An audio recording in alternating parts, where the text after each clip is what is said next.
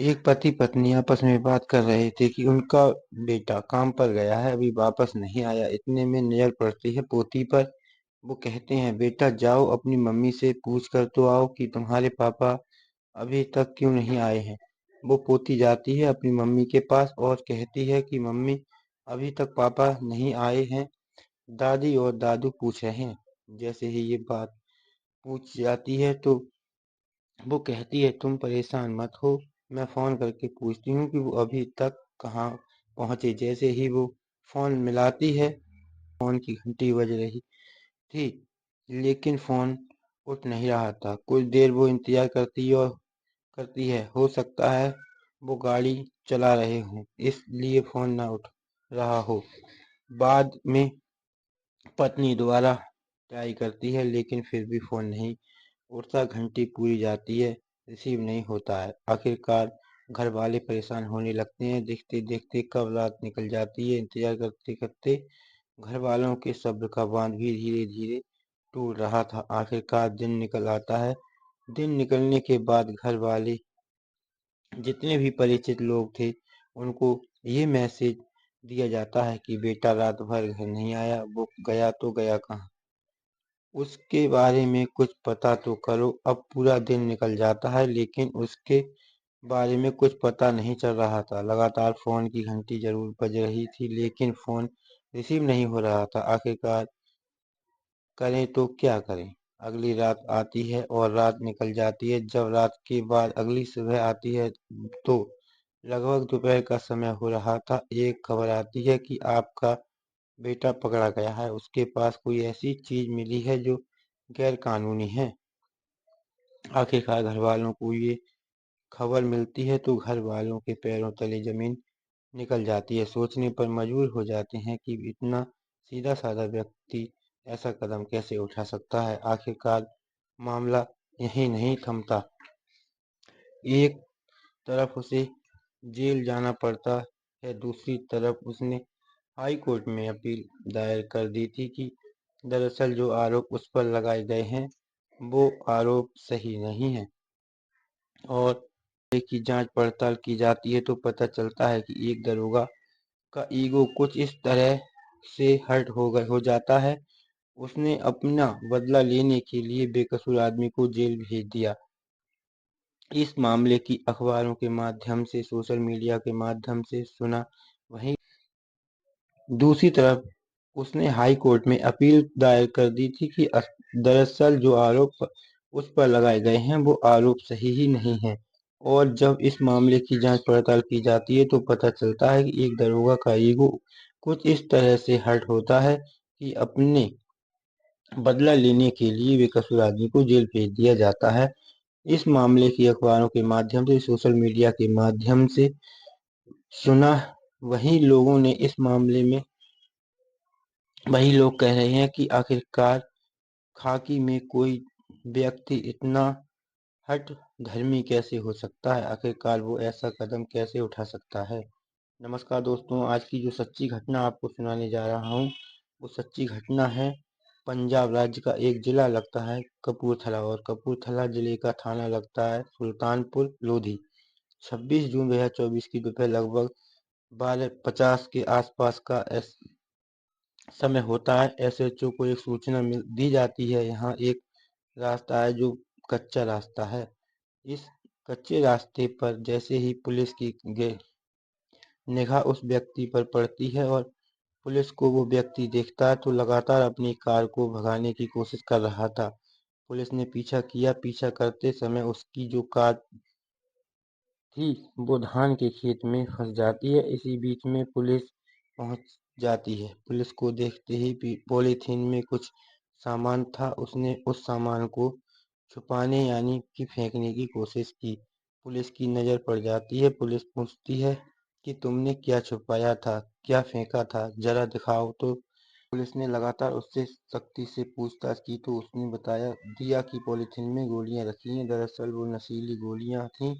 अब उनकी जब गिनती की जाती है तो लगभग 526 गोलियां पाई जाती हैं। हिसाब को देखते हुए पुलिस ने उसके खिलाफ एनडीपीएस अधिनियम की धारा 42 के तहत एफआईआर दर्ज कर ली। साथ ही उसकी कार में कोई आपत्तिजनक सामान तो नहीं है। उसको एक नोटिस जारी कर दिया। एनडीपीएस की धारा 50 का उसे नोटिस दिया गया और उसकी कार की तलाशी ली जाती है। और जब तलाशी ली जाती है, उसके पास जो गोलियां पाई जाती हैं उसके खिलाफ एक मुकदमा दर्ज किया जाता है। पुलिस ने उससे पूछताछ की, तुम इन्हें कहाँ से लाए, क्यों लाए, मगर तुम्हारे पास कोई डॉक्टर का पर्चा हो तो दिखाओ। इस तरह की बात पूछी जाती है तो वो कोई जानकारी दे नहीं पाता। आखिरकार पुलिस ने पूछताछ करने के बाद उसको जेल भेज दिया। जब वो जेल जा रहा था तब बार बार वो रो रहा था, बिलख रहा था कि साहब मैंने तो कुछ किया ही नहीं, मुझे तो बेवजह जेल भेजा जा रहा है। वो बार बार इस बार की बात कर रहा था, लेकिन उसकी बात सुनने वाला कोई नहीं था। अब परिवार वालों तक ये बात पहुंच जाती है तो परिवार वाले भी हालत खराब हो जाती है कि उनका बेटा आखिरकार ऐसा कैसे कर सकता है। इसी बीच में एक तरफ वो जेल में होता है और दूसरी तरफ हाई कोर्ट में अपील की जाती है। बताया जाता है कि साहब मुझे तो बेवजह फंसाया गया है। लगभग 2 महीने 15 दिन के आसपास वो सलाखों के पीछे रहता है। इसी बीच में जब कोर्ट में मामला पहुंचता है, जब कोर्ट में इस मामले की सुनवाई चल रही थी तो वो कहता है कि उसने एक कोर्स किया हुआ है पौधा संरक्षण और कीटनाशक प्रबंधन का। साथ ही प्रोफेशनल विश्वविद्यालय से उसने एक डिप्लोमा किया हुआ है। उसका काम है कि खेती बाड़ी में किसानों को कोई दिक्कत तो नहीं है, वही है। इस तरह की वो जांच पड़ताल करता है और जैसे ही जांच पड़ताल करके वो 24 जून 2024 की शाम लगभग 5:30 या 6 बजे का वक्त रहा होगा, वो अपने घर की तरफ आ रहा था। जिस रास्ते से वो चल रहा था वो कच्चा रास्ता होता है। वो कच्चा रास्ता ऐसा रास्ता होता है कि जब कोई गाड़ी सामने से आती है तो बचाना बड़ा मुश्किल हो जाता है, और अगर कोई गाड़ी पीछे से आती है और ओवरटेक करने की कोशिश करती है तो भी रास्ता देना बड़ा मुश्किल हो जाता है। यदि वो रास्ता देने की कोशिश करे तो या तो उसकी गाड़ी या फिर दूसरे व्यक्ति की गाड़ी खाई में गिर सकती है। लेकिन इसी बीच में वो डरते डरते तो रास्ते पर चल ही रहा था। 5:30-6 बजे का वक्त रहा होगा। इसी बीच में पीछे से एक वाहन आता है। वो थोड़ी ज्यादा रफ्तार से था।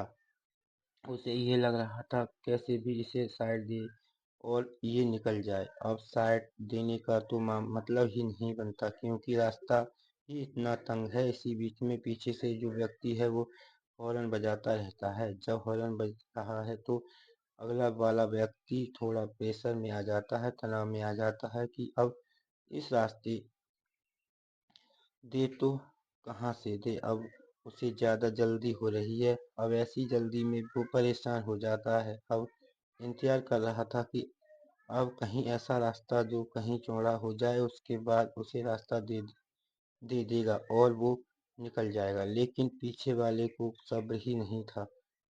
वो लगातार हॉर्न पे हॉर्न बजा रहा था और उसकी मानसिक स्थिति को और तनावपूर्ण कर रहा था। वो समझ नहीं पा रहा था जो आगे गाड़ी चला रहा है कि करूं तो मैं क्या करूं।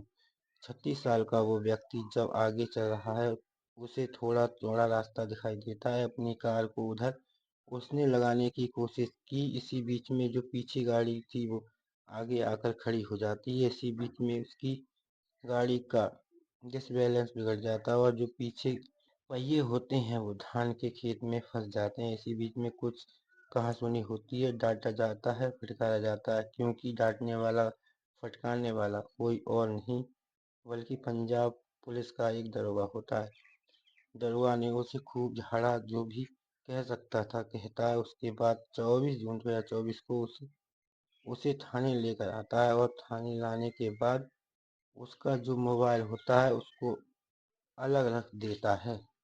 बीच में घर वालों के फोन भी आने लगते हैं। घंटी बज रही थी। वो ग- गिड़गिड़ा रहा था कि साहब, मेरे माता-पिता, मेरी पत्नी और मेरी बेटी है जो परेशान हो रही होगी, मुझे एक बार बात करने का मौका दे दो। लेकिन दरोगा को क्या हो चुका था, उसने बात करने का कोई मौका ही नहीं दिया। लगातार घंटी पे घंटी बज रही थी।